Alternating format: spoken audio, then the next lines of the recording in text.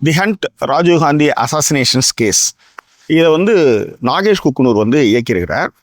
ரோஹித் பனாவலிக்கர் அவரும் நாகேஷ் குக்குனூர் அண்டு ஸ்ரீராம் ராஜன் 3 பேர் சேர்ந்து இதற்கான திரைக்கதையை வந்து எழுதியிருக்கிறாங்க.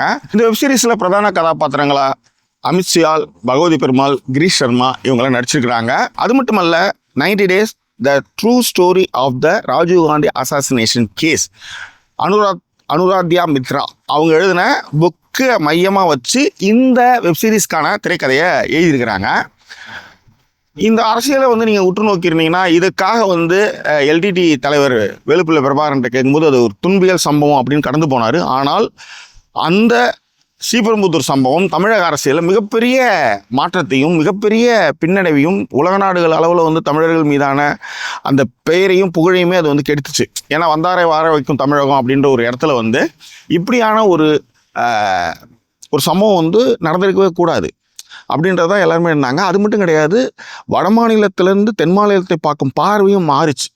ஸோ இதெல்லாம் கடந்த கால வரலாறு. ஸோ இதையெல்லாம் இந்த வெப்சீரிஸ் வந்து பேசுது.